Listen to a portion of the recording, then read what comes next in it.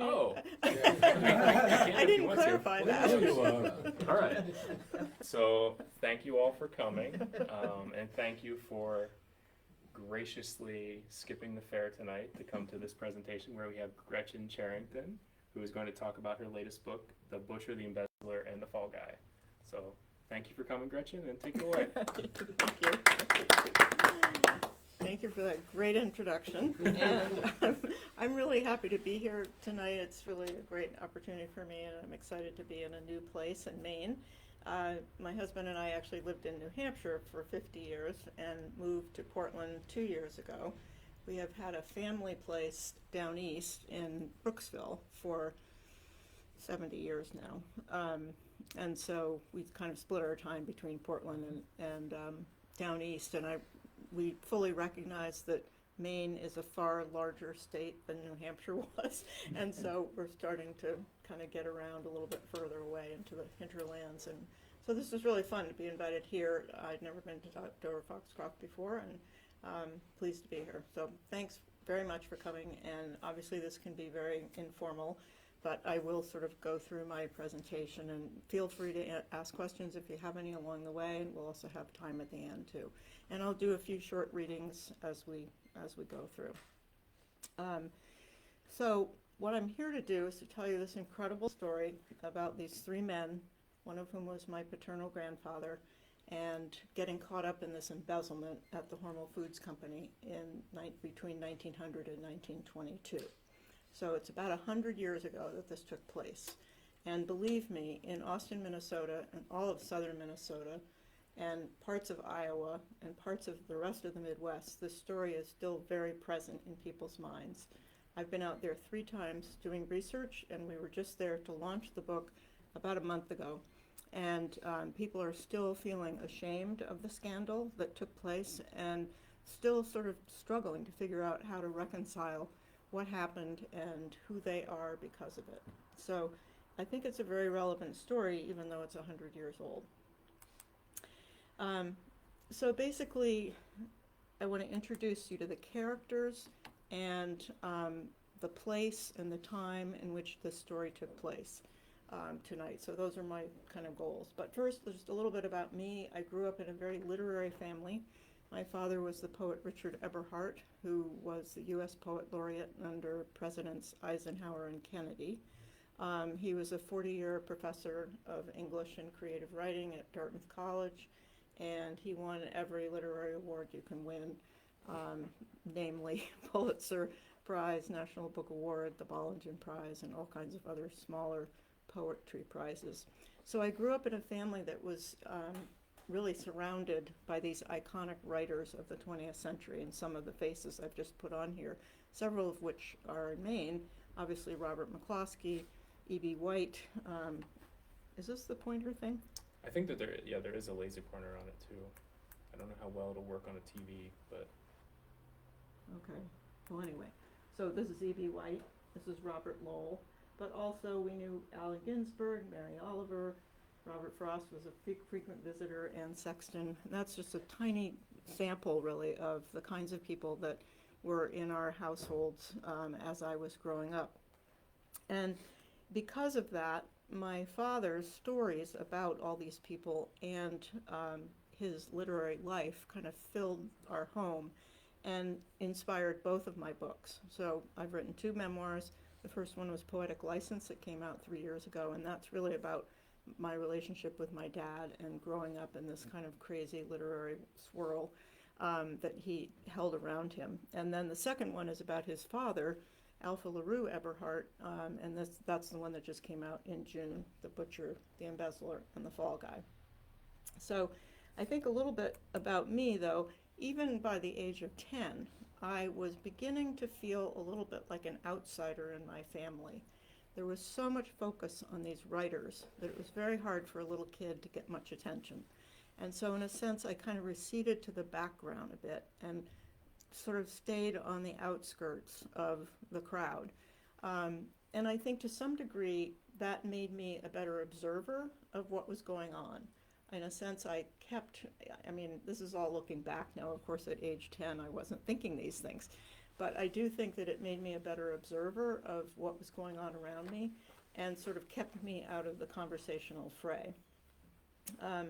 Then as an adult, I started working in human services and then graduated to healthcare management and then graduated to starting my own consulting company. And through 35 years of consulting, I worked with about 300 CEOs and top executives across the US, Europe, and Asia. And from them, I learned a lot about powerful men. I felt that I'd seen many of them growing up as literarily powerful people. But then I learned more about them, really working with them in concert in their companies. And I became an advisor to them as they were changing their companies. So I learned a lot about what made them tick, what was motivating to them, those kinds of things. And as I became an adult, I started thinking back to the stories that I'd heard from my dad about these three men in Minnesota. And I began to wonder what really happened there. So I think I bring to this story both the loving heart of a granddaughter who never knew her grandfather because he died long before I was born. I only knew him through my dad's stories, and now, of course, through my research and reading about him. But I also bring the head of a business advisor or consultant. And I think that makes this story told in a somewhat unique way, I hope, and that's certainly what I'm being told by readers. So my quest really was these three things. I wanted to figure out what really happened.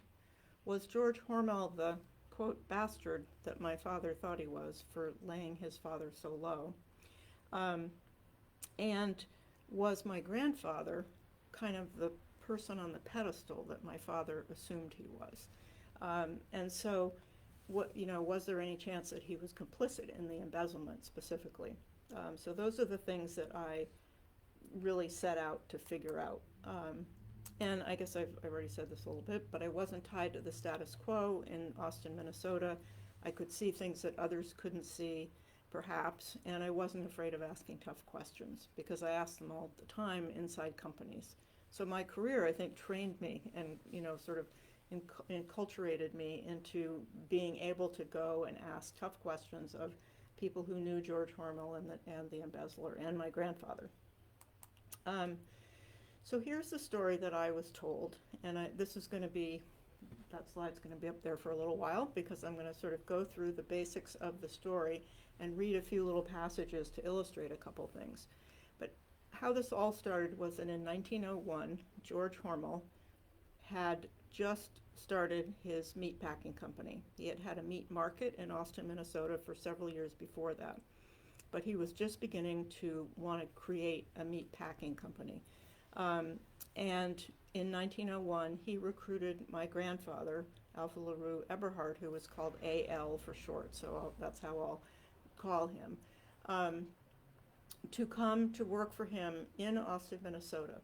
My grandfather at the time was working for George Swift of the large, already giant meatpacking company, Swift & Company in Chicago. He had risen to the head of sales in Chicago. He had been sent off to St. Paul to create a new operation in Minnesota where the great animals were being produced, high quality animals were being produced.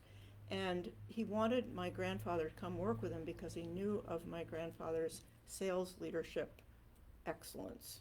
My grandfather was known through the industry already through his role at Swift as being really an exceptional leader of salespeople. So St. Paul at the time was 160,000 population. It had wide avenues, had electric trolley cars, fine homes, cultured city, and Austin was a city of 4,000 people with muddy streets and 13 saloons on Main Street. So it was quite a come down in a way for my grandfather to be moving from St. Paul and taking his young wife Lena with him. They'd started in Chicago, went to St. Paul, and then ended up in Austin. That was quite a change for them. But I think he saw the promise of a place that was unbounded by anything. The land was so enormous. And he also knew that the Minnesota had put up a very progressive rail grid. So you could get pretty much anywhere in Minnesota by rail back then. And at Swift and Company, rail had been a very big deal for getting meats from the Midwest to the east, and then to the south, et cetera. So I think my grandfather saw the opportunity there. He also, I think, was impressed with George Hormel, who was a novice entrepreneur but had a big vision for where he wanted to take his company. And he was given a place on the board. He was the only non-family member put on the board. He was given the position of executive sales manager and senior vice president. So at Swift, it was a really big company already by then. Who knew exactly where he was going to go later? This was kind of giving him a pretty quick trip to basically the top of the organization. He was second in command to George Hormel. So they moved to Austin, and over the next 20 years worked side by side, building the company into a national brand. My grandfather ended up spending, I'm making this up a little bit because I can't remember the exact number of years, but something like in 12 years he opened 14 different operations around the country, from Minneapolis and St. Paul to Chicago, directly competing with Swift and Armour, to Boston and New York, to Waco, Texas, to Atlanta, Georgia, etc. 14 operations essentially that he oversaw and led for George Hormel in order to expand the marketing of Hormel meats. So, but here's a little look at both of them as they were growing up. George Hormel was born in 1860 in a very poor family. They lived in Buffalo, New York. Not long after he was born, they moved to Toledo, Ohio, where his father became a tanner, opened up his own tannery. And by the age of 10, there were 12 children. George was one of the younger ones. By the age of 10, George was skinning hogs. Basically, he was taking the skins off hogs at the age of 10. I have a granddaughter who's 10, and I don't think gender matters here, but I just can't quite imagine a 10-year-old kid doing that, but he was doing that. He was basically really needed in his father's tannery, and during one of the financial panics in 1873, I think it was, or maybe it was the 93 one, basically the shop failed. And so whereas George Hormel had been in the company for several years, he then no longer had any work. So he left school at 10, he left home at 13, he vagabonded all over the Middle West trying to look for jobs and figuring out what he wanted to do with his life, and finally settled on a job out of Kansas City that gave him a buying route for hides that went through southern Minnesota. And he absolutely fell in love with southern Minnesota. He was just incredibly impressed by the prosperous farms, the black earth, the incredible grains, the amazingly high quality meat animals. So he ended up settling in, and the best friends that he made were in Austin, so he ended up settling in Austin. Then my grandfather, on the other hand, was brought up by a minister and his wife, single child. That both his mother and father were actually college educated, which back then was pretty unusual, especially for his mom to be college educated. And they believed in education very strongly. They were German immigrants. And so my grandfather was not, in a sense, poor by class exactly, but he was poor because it was a pastor's lifestyle. And he was an itinerant minister moving around all the time. So they never settled anywhere for very long. They never made any money. Finally, his father moved the family to Chicago when he felt like they could make better money there and it would be better for AL as he was growing up. So he got involved in real estate a little bit. He started to make a little bit more money there. But I think my grandfather also came from this ethic of I want more than that. Let's just, and then fast forward 6 years, and in 1906, Ransom Josiah Thompson, great name for a future embezzler, shows up at the Hormel Company looking for a job. And George says, I'll give you a job in the packing plant. Well, this was a skinny little wiry guy, didn't look like cut out to, lift hindquarters of hogs and stuff like that. He didn't make it very long there. And before you knew it, he was going back to George Hormel to ask for a raise and a promotion. And Hormel said, we don't really have space for anybody right now in administration, but if you go get a little more education, I'll think about it. So Cy went off for 6 months and got a bookkeeping certificate and a stenography certificate, came back and was automatically made bookkeeper at the George A. Hormel and Company. So for the next, and I'll read you just a little anecdote about him that's kind of fun. Let's see. Oh, wait a minute. Okay.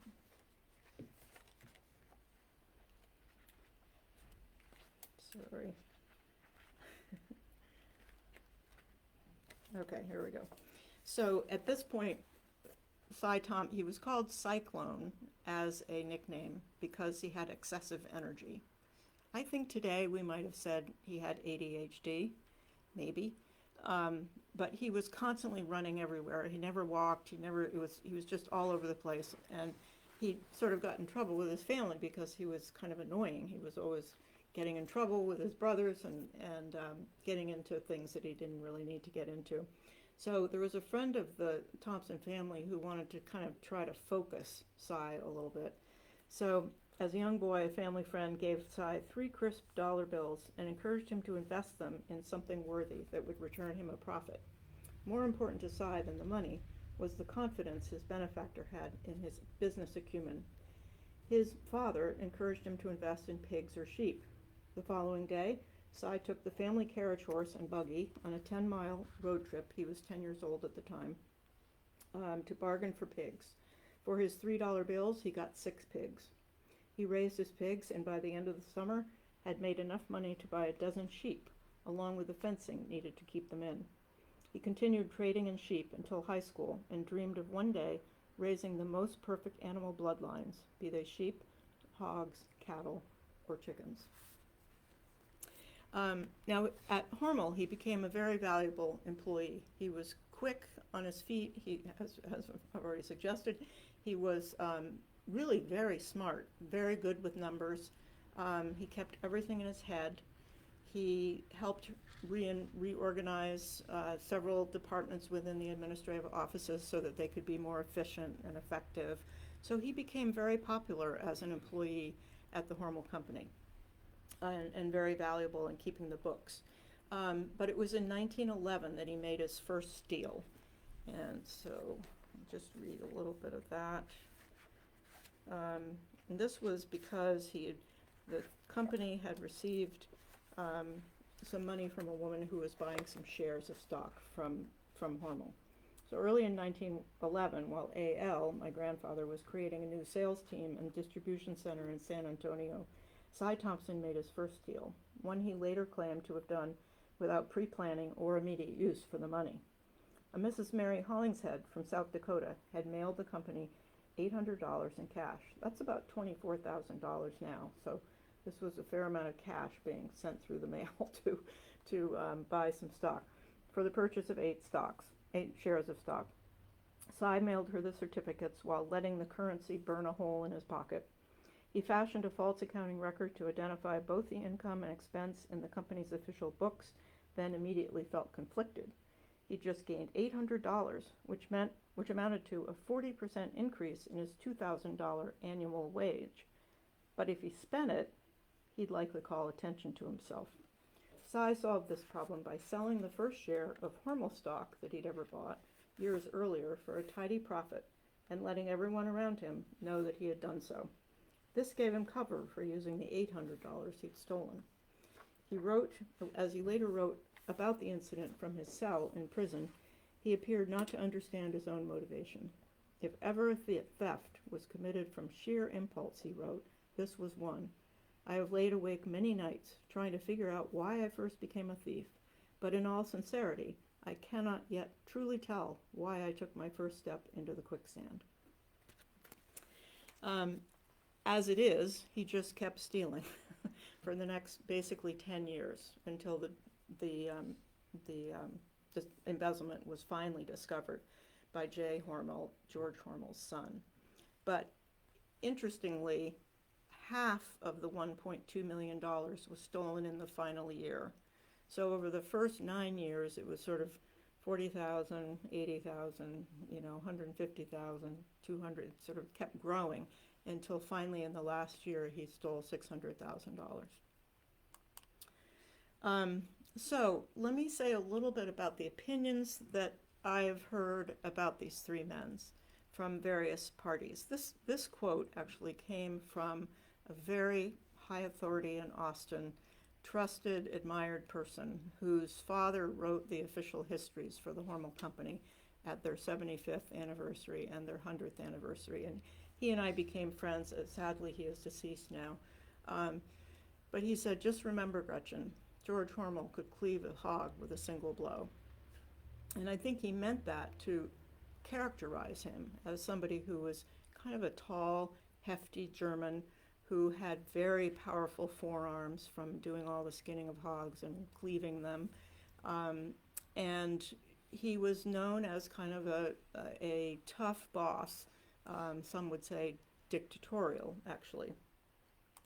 Conversely, my grandfather, in my father's words, and remember he's a poet, so he writes things poetically, said of his father, 6 feet of manhood and not a mark of fear.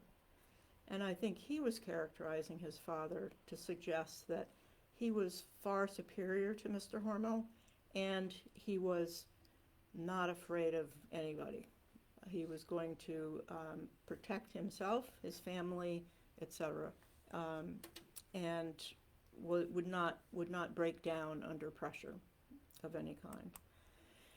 Ransom J. Thompson, in my father's telling, was sort of bifurcated, or whatever the word is. On the one hand, he thought it was terrible that he stole all this money from the company, but on the other hand, he was kind of mildly supportive of the audacity that it took to get away with this for so long. And Cy Thompson did not just use the money for himself. What he did was he invested in land. He built a chicken farm that was the biggest chicken farm in the country by record.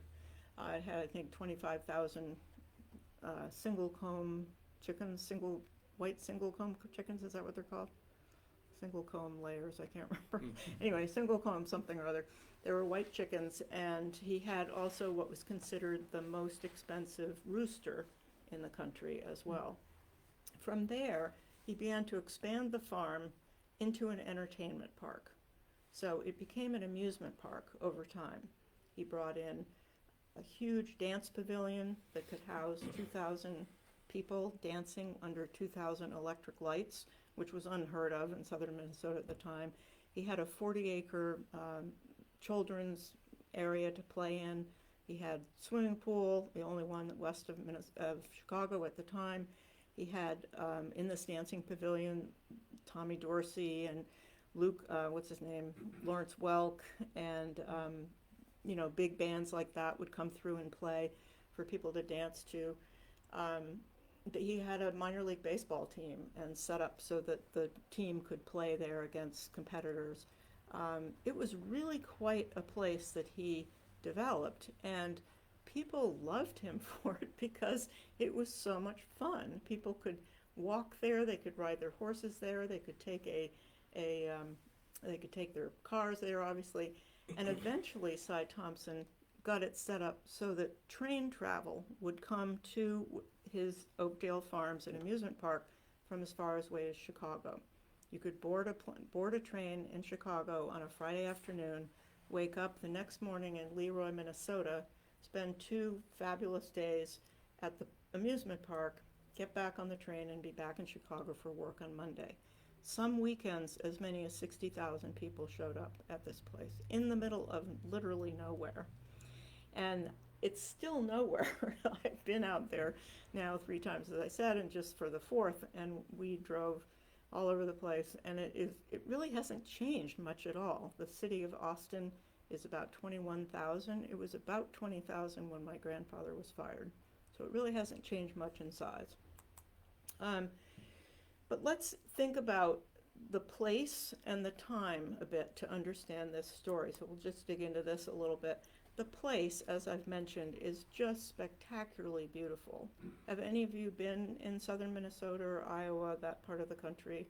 It's really, you know, we think of it as flat and kind of boring, maybe as Easterners, but it is beautiful. It is rolling, you know, softly rolling prairie land. The earth is as the blackest coffee I've ever seen, dotted with farms and some trees. Mostly those trees I think were planted by people around their houses, so there weren't really trees to begin with, but now there are these beautiful big trees here and there that kind of break up the landscape a little bit. And as I mentioned, very prosperous farms, at least back then, and, you know, really high quality meats and meat animals, and also grain lands. The time is interesting. The book covers from about 1900 to 1922. And if you think about it, a bunch of important things were going on during that period. Immigrants were moving west from the east, as George Hormel's parents did, as my grandfather's parents did. And some of those were kind of nation builders, like Hormel, like Eberhart, who were taking opportunities to build companies, to expand what this nation had as resources, etc. But also came very good laborers. Back in the day when my grandfather was in Austin, they were mostly Germans, Danes, and Swedes. Those were the three sort of primary populations of immigrants that came. And they were hard workers, and they were willing, because they needed work, to work in these kind of tough meatpacking plants. Meatpacking plants are not an easy place to work, even today. So labor was available. The nation builders came and wanted to do cool things, like build companies, so they were available. Then, but on a corporate level, it was really like the Wild West. There was no infrastructure, there was no oversight in companies, there was no regulation of any kind, and so really the opportunity, in a sense, for an embezzler to go at his craft, if you want to call it that, was probably a lot better then than it is now, although it still happens now, despite all the extra, things that we have in companies now. In this period also was World War I. Both my grandfather and George Hormel were invited to the White House to figure out how to corral the meat packers in the country to ration meats for people in the U.S. and to provide meats for troops overseas. Included in that was a resolution that all meat packers be essentially overseen by the federal government. So the federal government was auditing George Hormel books while the embezzler was doing his work and not finding anything wrong. They were also audited by Ernst & Ernst, which back then was the biggest accounting company in the country. On 2 occasions, Ernst & Ernst also saw nothing wrong with the books. So World War I provided a huge opportunity for meat packers in the country. There was just an influx of demand, right, for everything that, sorry about that, a big demand for meat packers in the area. And so both Hormel and all the other meat packing companies really benefited from World War I. And in some ways, George Hormel later on in his life would say that sales became a little too easy during that time, that maybe my grandfather had gotten a little soft in his sales approach. Who knows? But anyway, I could see how that could happen, perhaps. The World War I also gave, I think, Cy Thompson a great opportunity because the country needed fun. It had just gone through a world war. Obviously, many thousands of people were grieving their losses, And others, and maybe some of them, also were looking for having a good time. And so he created this amazing amusement park that supplied that need. And then we also have the aftermath of World War I, when companies and people, many of them were replete with cash, could easily afford to go to an amusement park and have a great weekend if they wanted to. People were living high on the hog, all of that. So it was at this time, really, that my grandfather and the Embezzler started investing in land outside of Austin. In the Embezzler for this chicken farm, and then the amusement park as he developed it. And he had 2 other farms as well. And my grandfather had a ranch where he raised prize-winning livestock, mostly cattle and some hogs. And basically that's what everybody did. Everybody had something to do with agriculture out there. So now let's think about these men again, kind of in the context of time and place. Basically, George Hormel's motivation all through this period was to rise from being a butcher to being a meat packer. And he promised his mother he would do that. His expectation, I think, in that rise was to wear a suit to work, was to be in the executive office, and to leave the sort of grubby business of cutting up animals to others. He succeeded in that. He also felt very strongly, and I think this is really authentic of him, that it was noble to produce food. So whenever push came to shove, or if anybody got after him about this or that, whenever some of the labor would sort of make remarks about how they should be paid more, etc., I think he often fell back on his real strong kind of belief that this was a noble line of work. He also had this mantra of innovate, don't imitate. And if you have eaten some Hormel meats in your life, you probably are not surprised to look at some of the offerings that they have. I mean, they're constantly innovating cuts of meat.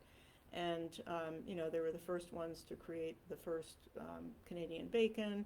They did the first beef stew in a can, obviously in 1937, after my grandfather was long gone. They created Spam. And so even to this day, I mean, Spam has now something like 25 different flavors. They're constantly coming up with another flavor niche because the Filipinos like this particular kind of taste. And so they make millions of cans just for them. So then with my grandfather, he was really known as an inspirer of young men.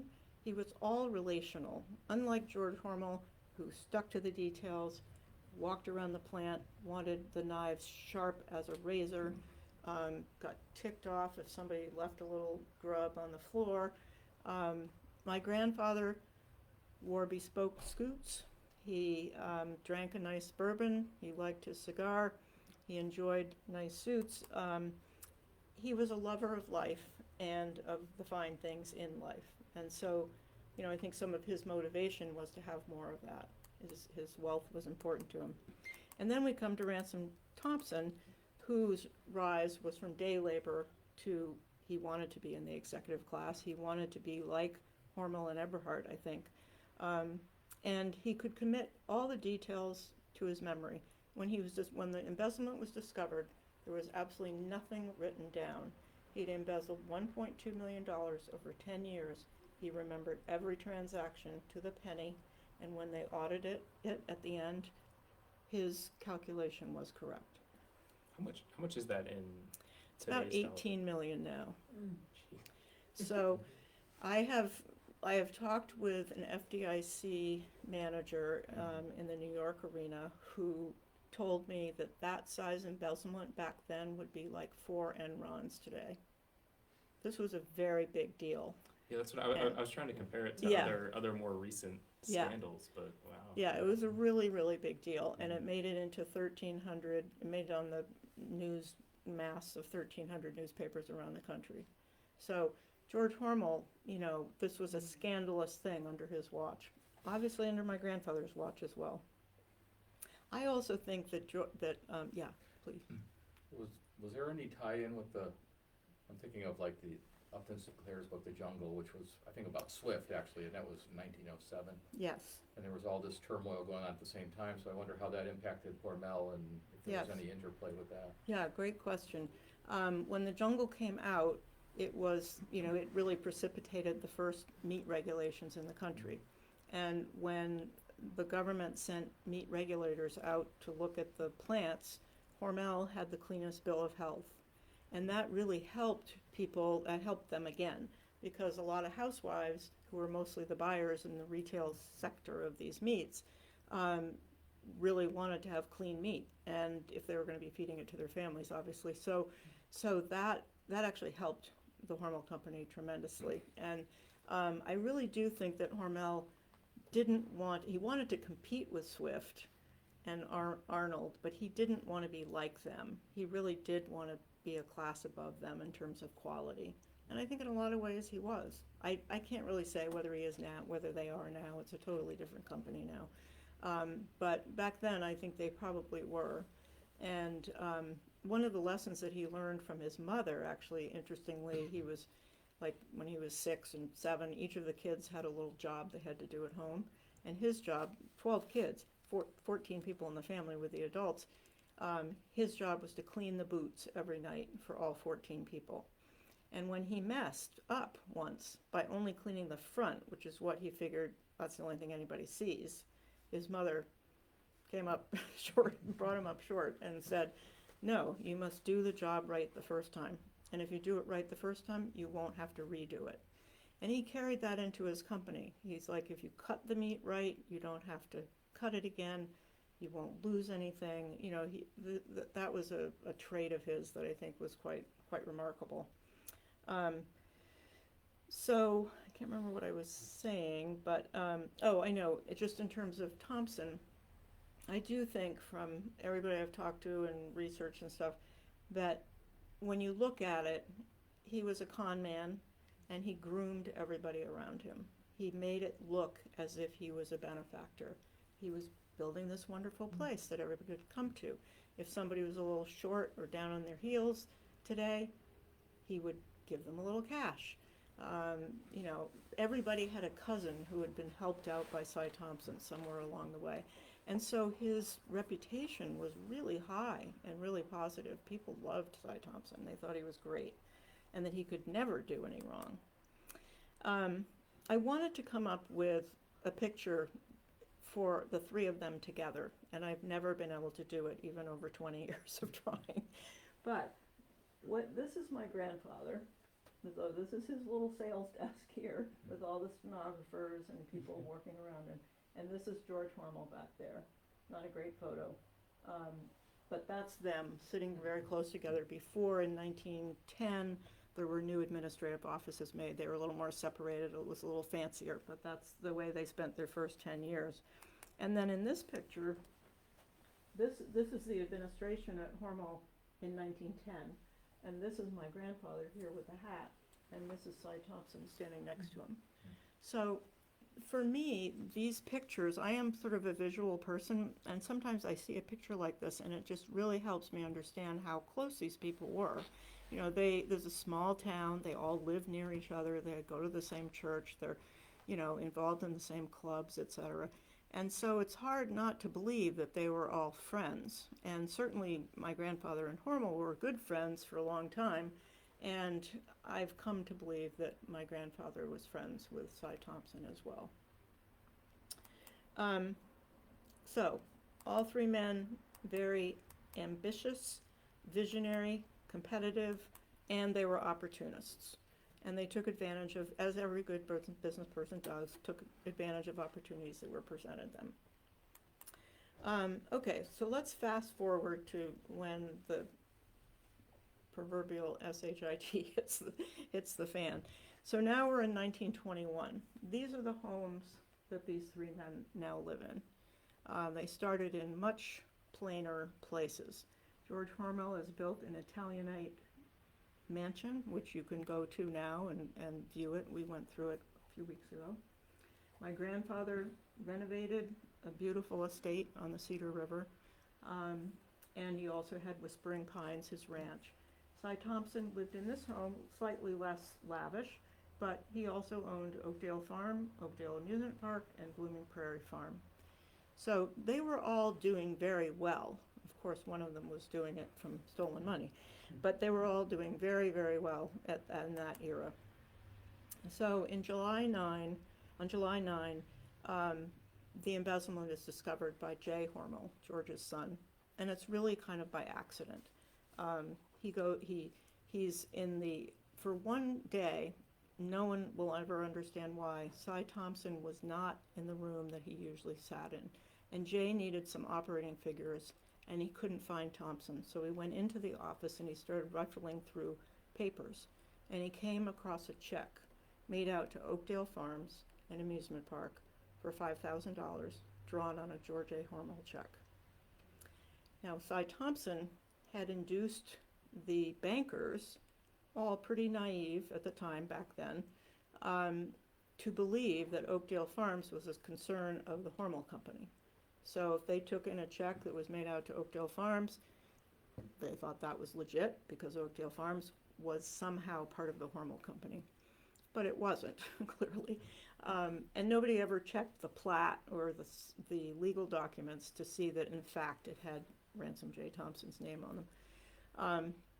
So Jay was alarmed, of course, and I thought I would just read a little bit in advance of that, kind of getting up to the idea of his being prostrate on the ground practically with fear and loathing of what was happening. So this is just a little bit, this is maybe a week before the embezzlement was discovered. Arriving in Leroy, the two couples, this is Jay and his wife, Germaine, and who was from France, and two friends of theirs whose name I don't know, stepped out of Jay's car into a sea of automobiles in what looked like a grand parking lot extending across flat prairie land. Throngs of visitors were filling the fields. Barns, stables, chicken houses, a dancing pavilion were laid out around the property like a tidy campus with an open quad, only built of farm-style white clapboard instead of Gothic stone. I imagine Jay tallying as he strolled, with Germaine on his arm. Landscaping newly installed next to wide pathways accommodating children running to and from the immense playground across the way. Every building immaculately clean, workers' bunk rooms plush with comforts, mattresses and woolen blankets, drapes, a billiard room, the dancing pavilion, the largest in Jay's home state, graced with a shimmering hardwood floor and 2,000 electric light bulbs. The barns didn't reek of manure. There was no blood or guts visible, no lard buckets, no urine-smelling chicken waste, no manure piles or rusting farm equipment. Was this a farm? Or a spectacle of sparkling agrarian entertainment? Pure, beautiful fun that had sprung up nearly overnight like some futuristic movie set. No matter what Jay thought of the place, he must have wondered above all, where did all the money come from? So I think that moment kind of, he and his father had on occasion asked Cy, where are you getting all this money? And Cy's story was, I had a rich aunt, she left me a lot of money and I've invested it well. And they believed him. I think, that might have been a moment when Jay began to sort of just have something in his gut about this, and it was then that he discovered the embezzlement. Once the embezzlement was discovered, all hell broke loose. All company assets were frozen. The company was taken under management by a creditor committee. Income was squeezed. They had to get approval for every purchase they made. My grandfather was in true financial crisis because most of his holdings were backed by credit from banks all over the country, and that credit was backed by Hormel stock, now worth basically nothing. Thompson was carted off to jail. So in a sense, whatever great power my grandfather and George Hormel had before this discovery, they had really ceded it, in a sense, to Thompson, who kind of took the power in his hands. He was a greedy guy, and basically took it for himself. Everyone was in denial. The bankers, the accountants, the townspeople, everyone. And the question was, could the company survive or would it actually fail? So I'm going to read you now the moment that the book starts with, which is the firing of my grandfather. And this was late January 1922. So my grandfather was kept on for about 6 months after the discovery of the embezzlement.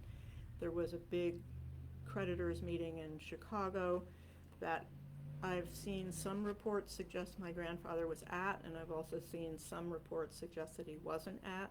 In a way, it doesn't really matter, but all the bankers would have known him as well as they knew George Hormel. And my family's story is that the bankers wanted our grandfather to be there because he had such a great record of building the company. However, it's not as simple as that. So, in late January 22, Alpha LaRue Eberhart peered out the multi-paned windows of George Hormel's executive office at the Red Cedar River below. The river was frozen stiff as death, splitting the meatpacking town in two. The afternoon temperature had barely risen since daybreak. A biting wind drove across the plains, blowing clouds of snow and factory steam eastward and rattling the window's glass. I imagine A.L., as my grandfather was called, stood his ground, undaunted, eyes sure, as he was forced to resign from the company he had spent 20 years helping to build. The men's words were brief that day. A.L. knew there was no point in arguing with his high-strung boss. George Hormel was unlikely to change his mind. Maybe that day, as in photographs, George's right hand palmed his thigh, his fingers spreading south, as if ordering a dog to sit.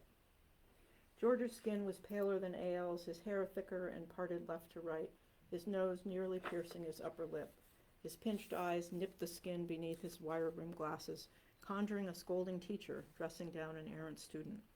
When the ticking clock on his wall struck the next hour, packing house workers would hang up their aprons and head home.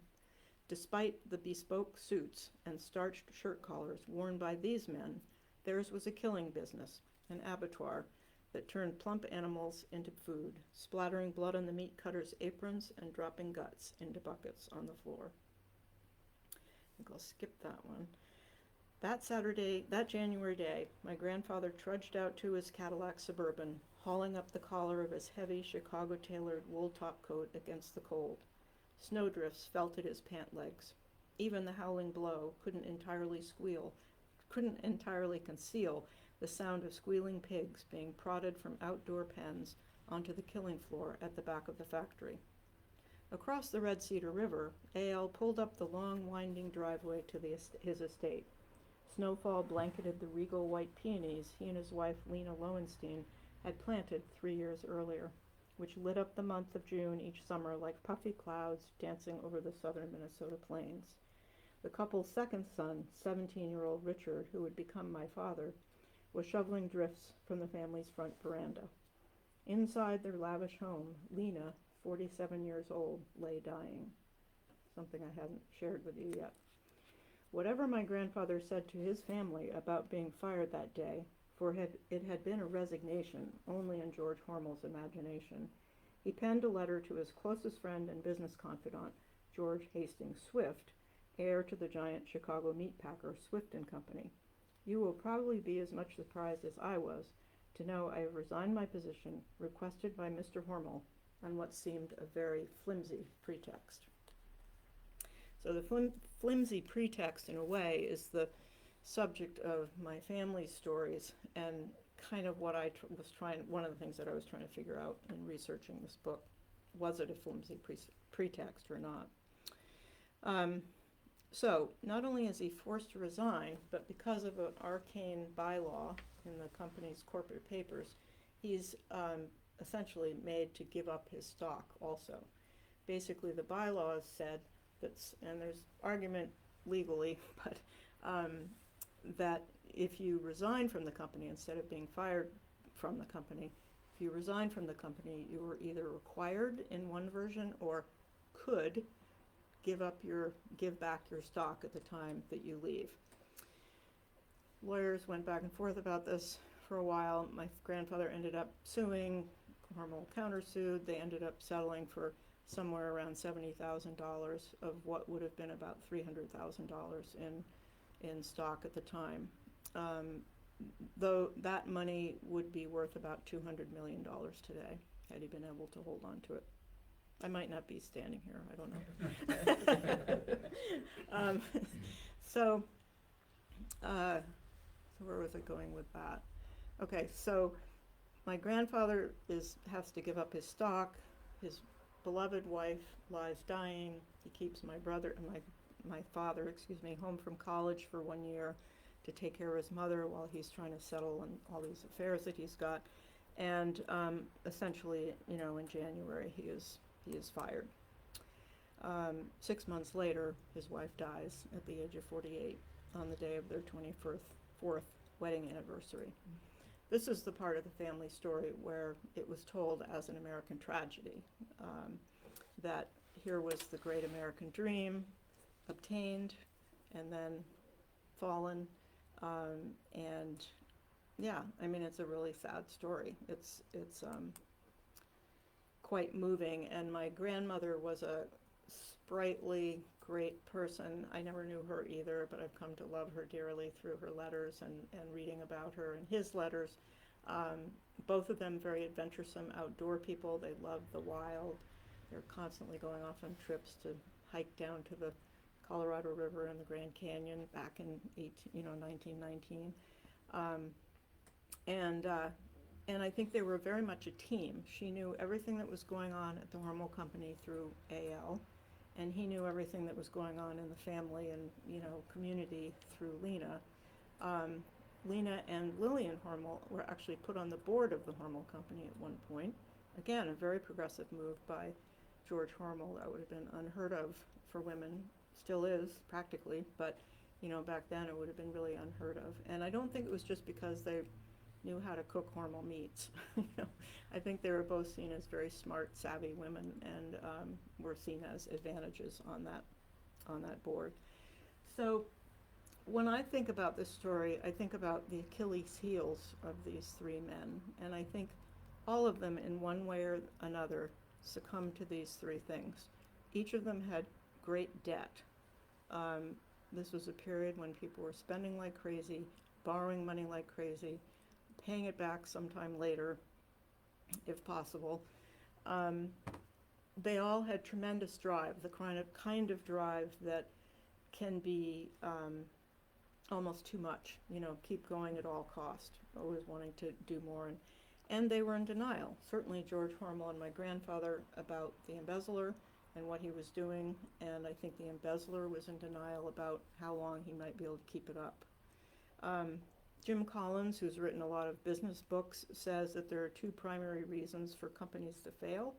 One is excessive hubris, and the other is a hubris born of success, and then the other one is an undisciplined pursuit of more. And I could apply that to the company, I think, at that time. There was hubris, probably, and there was an undisciplined pursuit of more. There wasn't a lot of strategic planning, and it was just get food out as fast as possible and open up as many outlets as possible. So I guess my question to you all is, why should we care? This is 100 years later. This is a family story of mine. Obviously a well-known company, and one that is one of the 10 top meat packing companies in the world now. But why should we care? And I think that there are a few reasons why we should care. I think that we still tend to agree with stories that affirm our beliefs, and we tend to look away from those who don't, those that don't. So we might hear someone say something abjectly oppositional about Cy Thompson, and no, he could never possibly do that because he's my friend. That still goes on today for sure. We still follow cons. We still mythologize powerful men, and we still engage in collective denial. And I think we probably all in this room could come up with at least one example where today that might be going on in one way or another.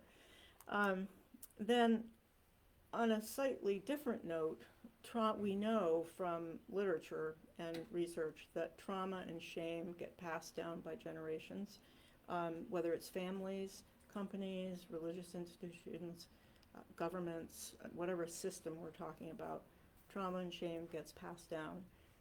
It's hard to believe from some of my grandfather's letters that he didn't feel some shame in this. And I'm certain that George Hormel felt great shame in this. And so that kind of got passed down to my dad. Listening to his stories and the trauma that he talked about got passed down to me. And so, and I think that happens in companies. This is partly why I believe in Austin, Minnesota, this story is still very ripe, even 100 years later, because everybody who's there either works for Hormel, their father did, their uncle did, their mother did, and they have really not quite reconciled their complicated past in a way that I think most healthy organizations do. Just as those of us who have personal trauma in our lives really need to reconcile that in order to kind of move on in a healthy way. And finally, this is just a quote from the end of my book, but it's true, I have found that our histories can inform us, even set us free, if only we are ready to let them. And I think that readiness is something that obviously just has to come from within. I have been wanting to kind of reconcile this history of my family's for quite a while, but I noted in my cousins, my parents are gone, my cousins had to kind of be brought along with me. They didn't want to see A.L. as anybody but what they had always been told he was too. And I'm not giving you any spoilers in case you read the book, but you know, he wasn't perfect either. Neither was George Hormel. They all had flaws, and they all, you know, had some failings in the story. So, you know, in the end, because of the embezzlement, my grandfather lost his wife, his family home, his ranch, his entire wealth. The Hormel company came close to losing everything, their company. And then I, you know, so I'll leave it there. So I'll open up to questions, and also if you'd like to hear a little bit of the aftermath for the three main characters, I'm happy to share that with you. So that's essentially what the book is, you know, is about and conveys, but obviously it's almost 300 pages, so there's more to it than what I could do tonight. But any questions, curiosities? We never seem to learn, do we? I know. It's really. That could be, you're right, it could be 2023, change the date. Yep.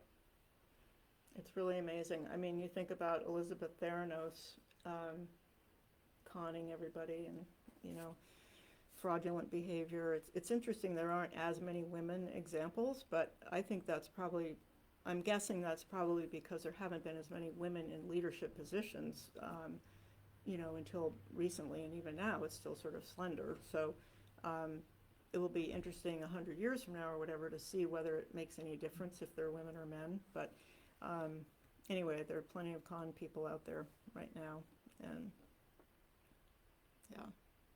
And embezzlement's going on too. I did consult, I had a wonderful conversation and a number of emails with a guy named Eugene Soltis, who studies white-collar crime at Harvard.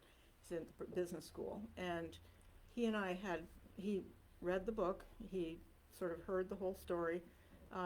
He was very helpful to me, both in saying that if George Hormel and your grandfather brought in auditors, asked the bankers, asked everybody around what was going on, and nobody ever came up with anything, they kind of did what they needed to have done, and that cons and fraud will occur regardless. It might be less easy now in some ways, but on the other hand, as what he said was that if every company spent the money required to actually deter all fraud, there wouldn't be any business around. You know, it would just be ridiculous. So a little bit is going to happen, and he didn't think that that my grandfather should have felt any shame at all, given what he knew about him. But any other questions, or do you want to see what happened to them, or just 3 more slides? Or you have a question? I don't want to ask questions that would like ruin Oh, well, you Well, know you what can I try, mean. and I'll I won't answer you. How long roughly did the three protagonists, Messrs. Hormel, Eberhart, and Thompson, live?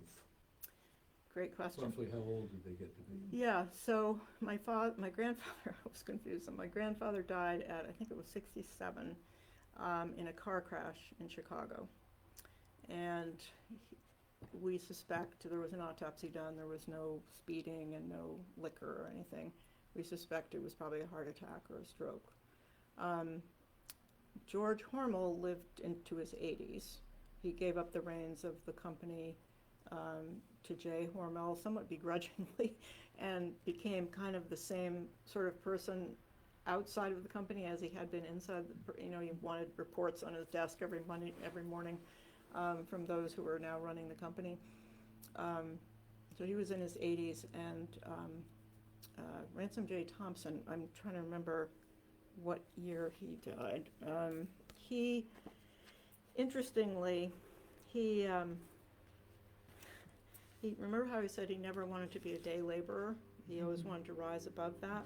Well, after the embezzlement, so Thompson died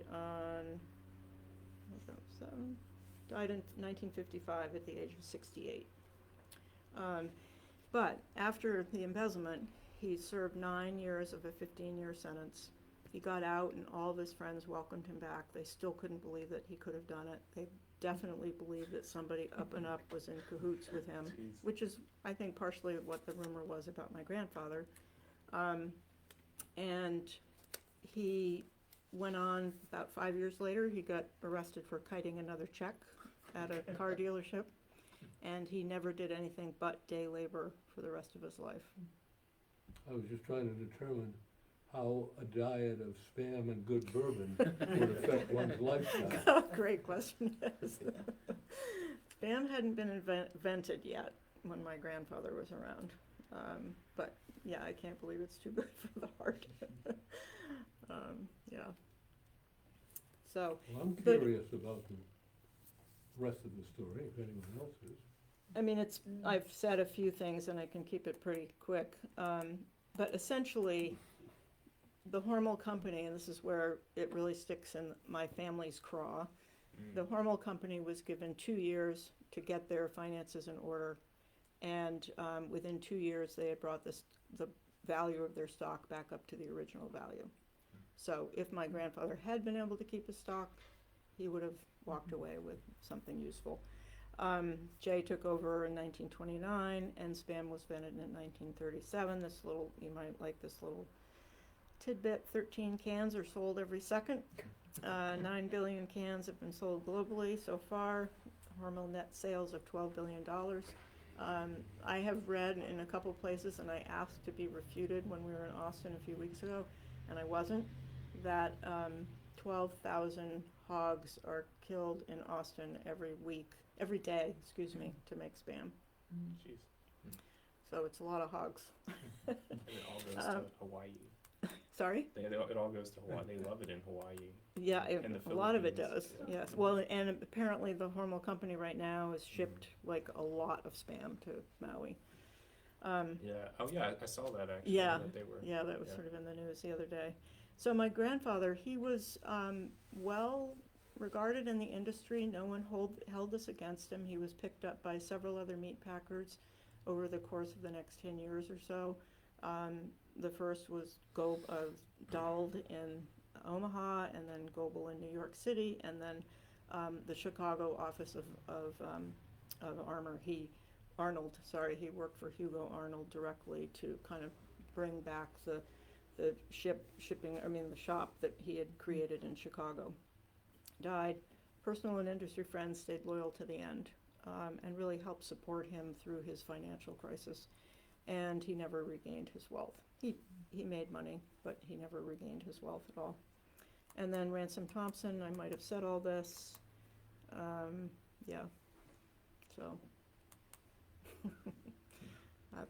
that's about the story. But there's a little bit more to it. I didn't want to give away any spoilers, so you're welcome to buy a book if you'd like here tonight, or think of it later if you want to. But I'm delighted to be here, and I really enjoyed talking with you, and hope it was entertaining and useful and interesting to you.